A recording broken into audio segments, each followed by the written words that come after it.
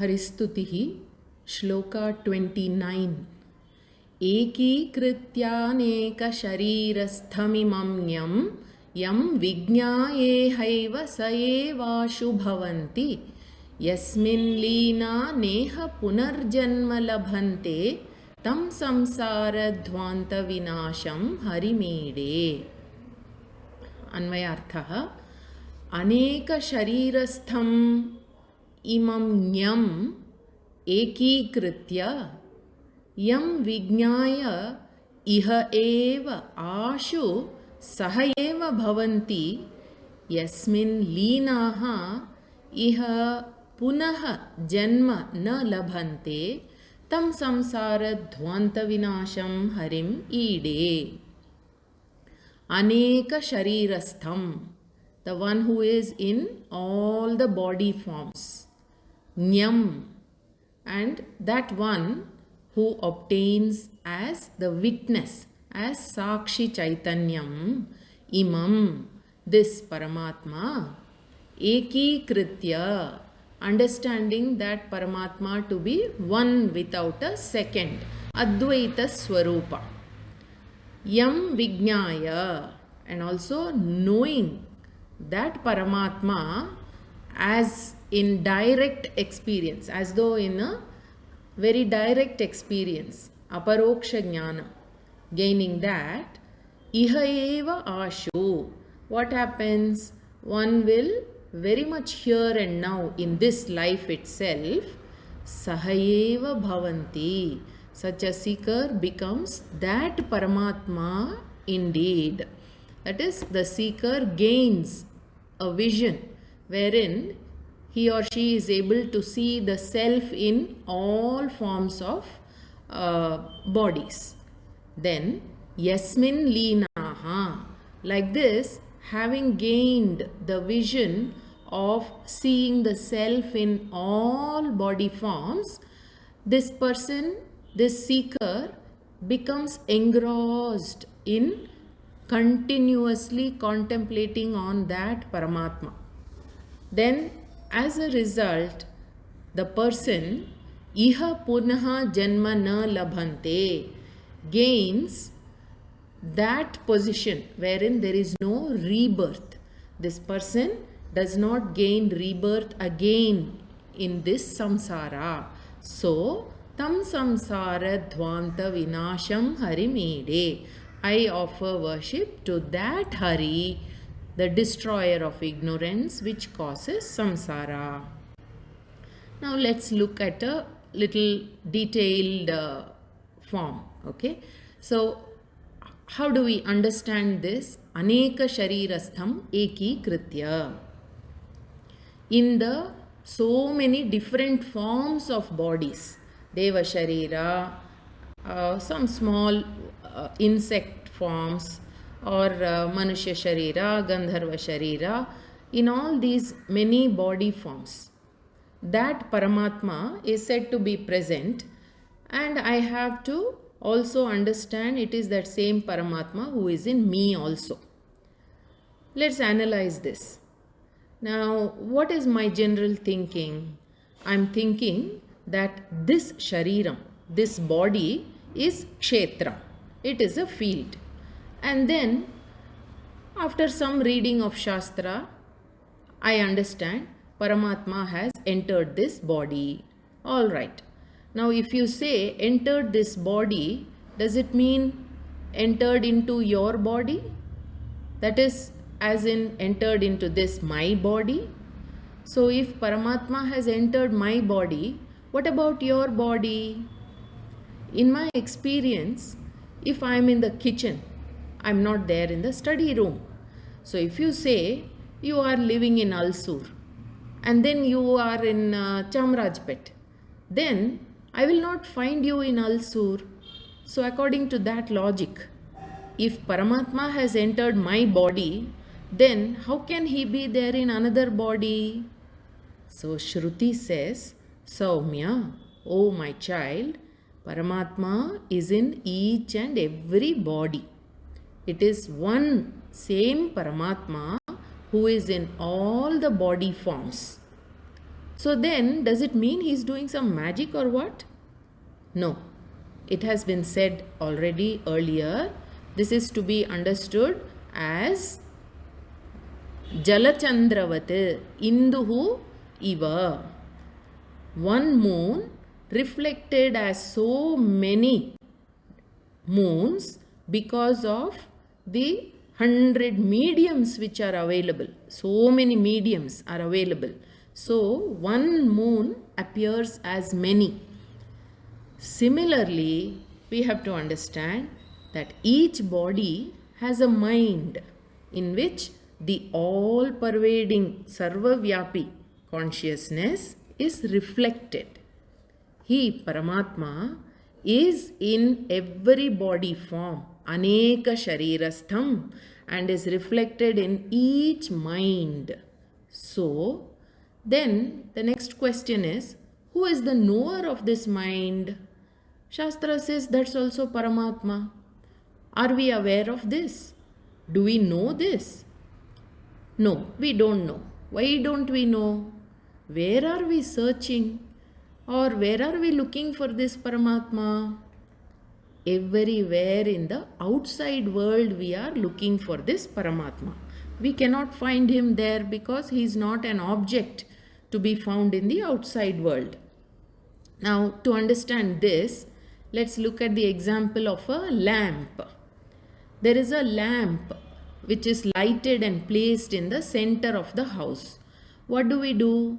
We look at all the objects around the lamp because of the light coming from that lamp.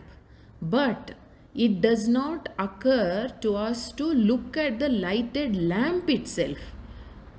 The light because of which all the objects are made visible to us, we never think of seeing that light. Only when that light falls on the object, actually we are able to see that object. Similarly, all the actions that we perform are because of the continuous presence of that Paramatma, that Chaitanyam within us.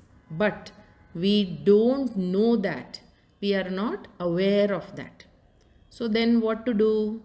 We have to infer and understand that Paramatma who is in your body, your Shariram, is present in all the body forms. Eki Kritya Aneka Sharirastham. That's the meaning it gives. Everywhere, what is present is that consciousness alone. Now, this is told beautifully in so many verses in Srimad Bhagavad Gita. Let's look at a few verses. In chapter 6, Bhagavan says, Sarva Bhutastam Atmanam Sarva Bhutani cha Atmani. One whose mind is resolved has the vision of the sameness everywhere. Such a person sees the self abiding in all the beings and all the beings in the self. Similarly, a beautiful shloka in chapter 10. Bhagavan says, Ahamatma Gudakesha Sarva Bhutashaya Sthitaha Ahamadischa Madhyamcha Bhutanam Anta Evacha. O Arjuna, I am the self who resides in the hearts of all the beings. Ashaya means in the hearts. And I am the cause of the creation, Adihi, sustenance, Madhyam, and resolution, Bhutanam Anta Evacha. Then, again in another place he says, Matsthani Sarva Bhutani. Indeed, all the beings abide in me alone. Then again, chapter 15, he says, Urdhvamulam adhashakam ashwatham prahuravyayam. So, there he says, this samsara is a vriksha. It is a tree for which I am in the form of roots. So, in the form of roots, I, Paramatma, hold this tree of samsara. Only because of me, Paramatma, this grows and expands. All this is told by Bhagavan. Now, shouldn't we know that Bhagavan? And when we do know this Bhagavan, how do we understand? By ekikritya aneka sharirastham imam nyam yam vijnaya iha eva sayeva ashu bhavanti. That's what Bhagavad Padacharya is telling in this shloka. So that Paramatma is here in me and in everyone. Understanding this, immediately ashu, all the samsara dukkha that is troubling us will vanish. Alright, so will the troubles come back? This is one possible doubt. One may think, so many troubles and challenges, they keep coming and they keep going in life. So maybe in death it will all end. No, that's not the case. Death is not an end. It is like changing a dress. Just like a torn dress, useless dress, you throw away and then you wear a new dress. Like that, Maranam is said to be a long sleep. Even in Bhagavad Gita, Bhagavan says, Vasamsi jirnani yatha vihaya navani grinnati naroparani tatha sharirani vihaya jirnani anyani sanyati navani dehi. So, what is death? It is just like dropping this useless body and taking up another new body. So, we have attained or obtained this body for what? For the purpose of studying the Upanishads, Bhagavad Gita, Brahma Sutra, like this, all the Shastras. But what do? We leave this aged body, useless body, only to go and gain another body. And what does that mean? Taking up another body, it is a new body, but there also there is imminent suffering. The leftover karma done in previous lives is waiting to come and cause more and more suffering. So Maranam is a stage. Like even one day goes, another day comes, then that day goes, another day comes. Like that, with death, this life goes and another comes. Now here, we are asked to do some vichara, deliberate. We have to ask ourselves, what about next birth? What is it likely to be? Am I going to be born as a man? Will I be born as a woman? Will I be born as some insect? What is it? Iti vichara should be done. That is what Shastra is teaching us. Shastra says, even gaining a human birth is doubtful. Depending upon the kind of karma left, according to karma phala, which is to be experienced, some appropriate body will be obtained. One may gain an animal body, insect body, or a celestial body. We don't know. Any life form is going to experience sukha, dukkha, sukha, dukkha. So, in any life, there is the presence of dukkha. This is common. We are not able to completely destroy this dukkha. So then, upon inquiry, the next question that arises within us is, who can completely destroy dukkha? That Paramatma who gives both sukha and dukkha as a karma phala data, only he can destroy completely this dukkha sukha cycle. So, such conclusive, doubt-free, ascertained knowledge we should gain. If we surrender, do Sharanagati to that Paramatma. In what form? By praying and meditating upon Bhagavan's so many names. There are so many Sahasranamas. Shridaha, Shrishaha, Srinivasaha, like that. So many are there. Now, once we engross ourselves in thinking and reciting Bhagavan's names, what will happen? All the sins, papa karma, which is occupying our mind, is destroyed. So when that papa karma goes away, the balance is punya karma. What will this punya karma do? It will give you sukha and also direct you to the company of people who have punya karma like you.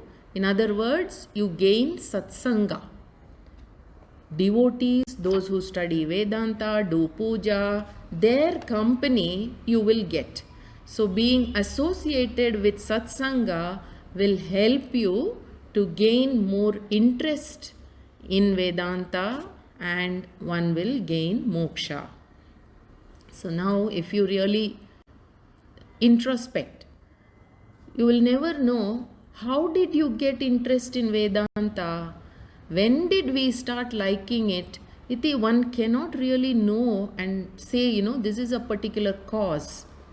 Because at birth as a child, one thinks, okay, I'm going to become a doctor, engineer, lawyer, etc.